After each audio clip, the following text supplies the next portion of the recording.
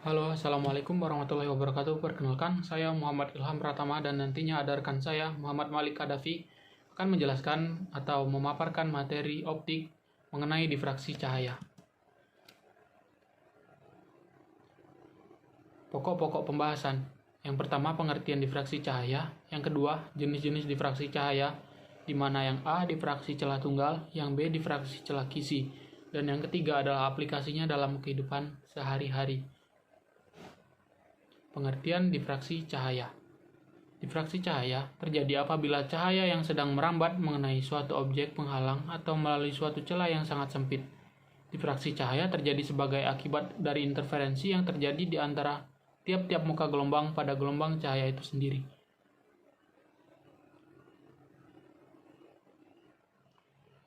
Pembahasan selanjutnya adalah jenis-jenis difraksi cahaya.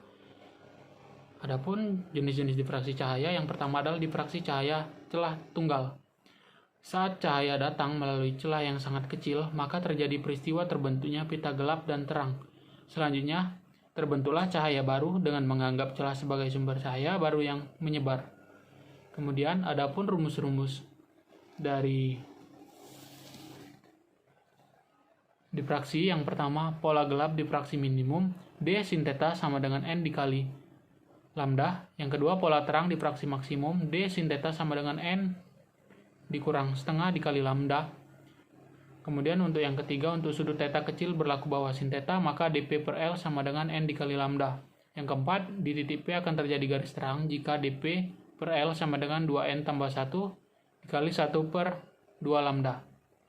Dengan keterangan, lambda sama dengan panjang gelombang, P jarak garis gelap ke terang pusat, N orde atau interferensi, L jarak layar ke celah, dan D lebar celah. Kita masuk ke contoh soal.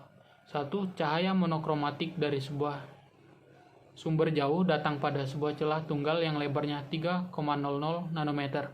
Jarak terang pusat dari pola difraksi ke gelap pertama sama dengan 1,8 mm.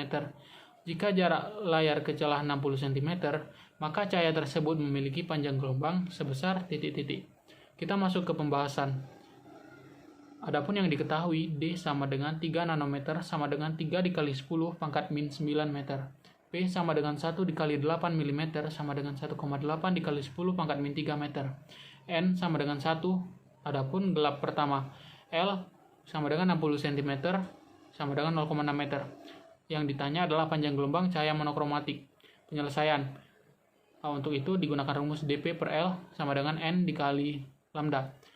3 dikali 10 pangkat min 9 kemudian dikali 1,8 kali 10 pangkat min 3 meter dibagi 0,6 meter sama dengan 1 dikali lambda. Untuk itu lambda sama dengan 9 dikali 10 min 12 meter sama dengan 9000 nanometer. Selanjutnya, jenis difraksi yang kedua yaitu difraksi celah kisi. Sebuah sumber cahaya koheren yang menyinari bidang halangan dengan dua celah atau lebih akan membentuk pola interferensi gelombang berupa pita cahaya yang terang dan gelap pada bidang pengamatan. Difraksi cahaya pada celah kisi, pola difraksi cahayanya bergantung pada perbandingan ukuran panjang gelombang dengan lebar celah yang dilewati dan juga jarak pemisahan celah pertama dan celah kedua. Semua cahaya yang melalui celah kisi akan dikumpulkan menjadi satu oleh lensa positif dan diproyeksikan pada layar menjadi garis terang dan gelap. Dari gambar, di P terjadi garis terang jika D sin theta sama dengan N dikali lambda atau P sama dengan N dikali lambda dikali L per D.